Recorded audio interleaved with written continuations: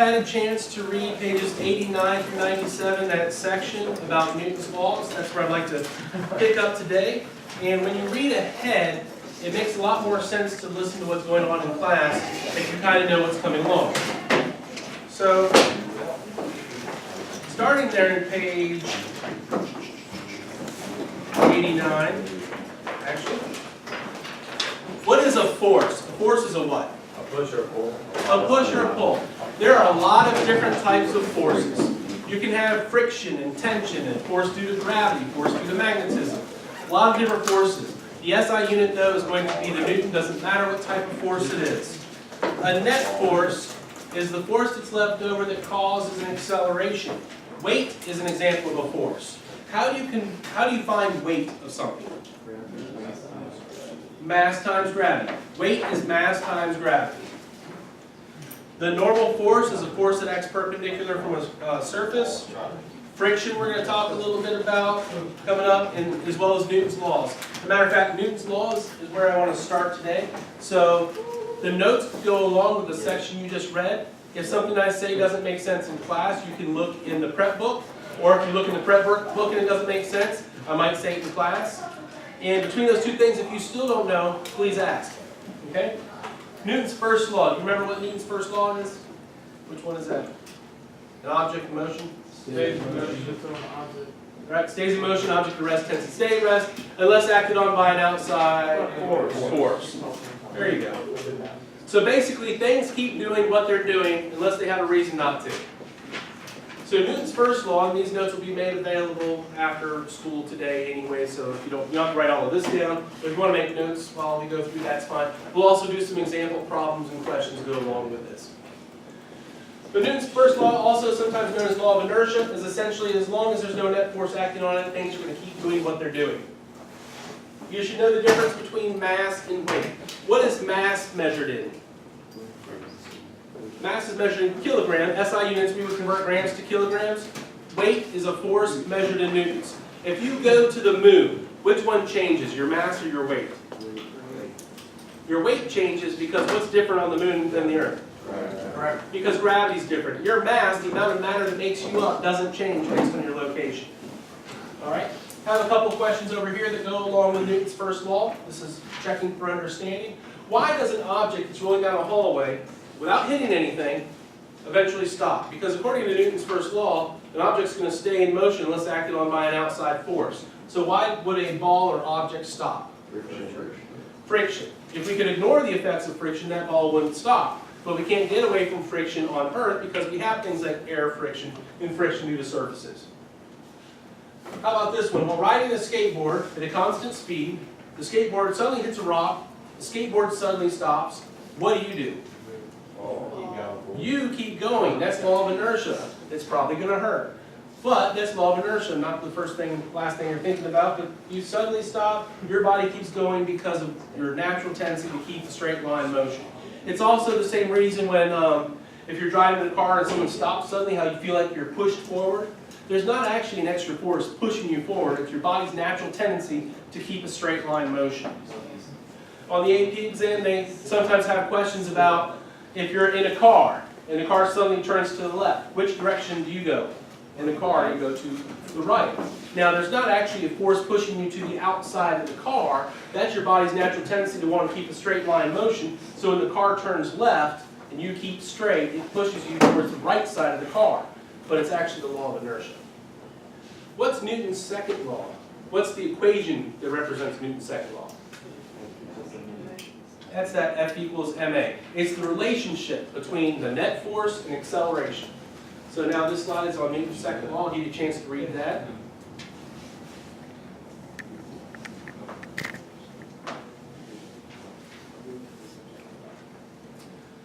So Newton's second law, the relationship between acceleration and force. Acceleration is proportional to the net force, but inversely proportional to the mass.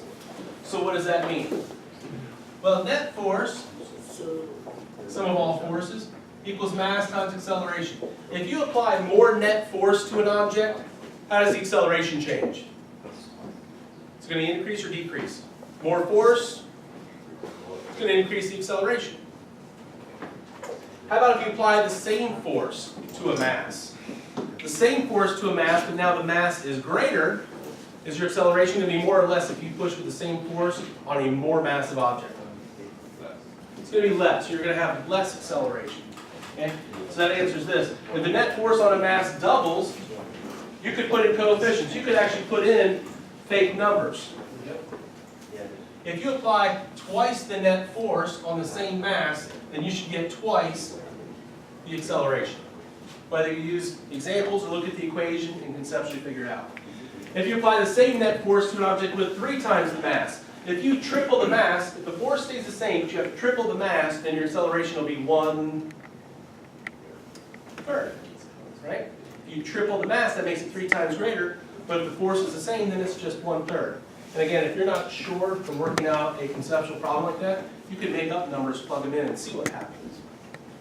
But those are some examples of concepts. Newton's third law. Do you remember what Newton's third law says? Every force has an equal and opposite force. All right, that's the easiest way to remember it. If you apply a force, if object A applies a force to B, then B applies the same force back on A. So anytime a force is exerted, the same magnitude in the opposite direction. In other words, if you push a box to the right with 10 newtons of force, then that box also pushes back on you with 10 newtons of force, just in the opposite direction. So if Newton's third law is true, if every force has an opposite force that's equal in magnitude, then shouldn't all the forces just cancel out? And if that's true, then why is there any acceleration? Well, the trick is to think about it, they're not acting on the same object. For instance, if you're pushing this box to the side, this is not going to be a great picture. This is you pushing a block to the right. I don't know. You can cause it to accelerate to the right, but how come you don't go flying to the left? What keeps you from going backwards? Force of friction. Friction. There you go, you're getting it. Force of friction, because you're pushing the box to the right, but you're not going backwards because you're not on a slippery surface. Now, if the box and you were on something very icy, where there's very negligible friction, and you push really hard on the mass of the box, you would actually go backwards. Same thing, if you kick a soccer ball with a force of 75 newtons, you can send the soccer ball flying horizontally in the opposite direction. But why don't you fall back? What force keeps you from sliding backwards? Friction. Same thing.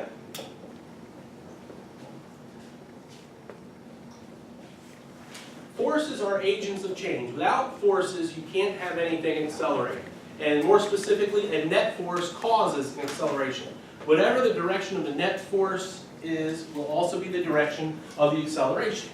So, for instance, let's say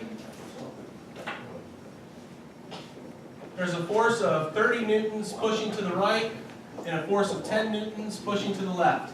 What do you think the net force would be? 20 newtons. Why is that, you ask? Well, the 30 newtons to the right cancels out 10 of the newtons to the left, leaving you with 20 newtons left over.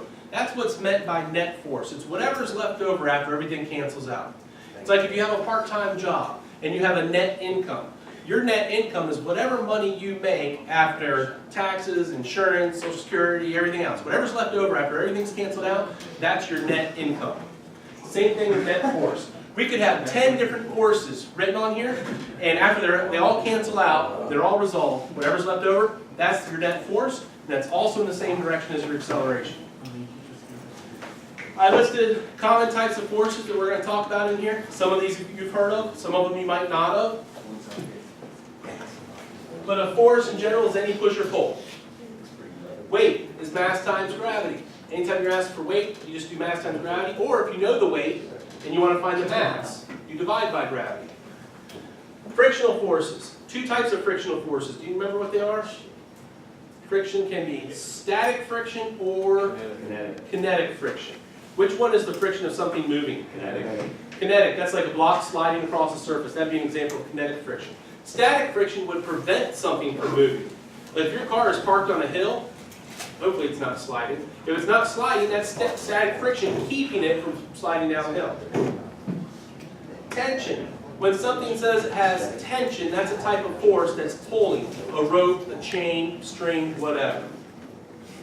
Incline, parallel, and perpendicular forces we're going to talk more about. And then of course net force is the resulting force after everything else cancels out. That's how you find acceleration. What do you notice about the units of all these different forces? They're all newtons. A force, which is mass times acceleration. Mass is measured in kilograms, acceleration is in meters per second squared. A newton is defined as a kilogram meter per second squared. That's the same thing as a newton. All right, so now we're going to try some examples. You've got F equals ma, weights, mass times gravity, and so on. So what I want you to try to do now is in about the next, we'll say 5 to 7 minutes, try to answer these questions, and then we're going to answer them together. Okay? These ones aren't in the book.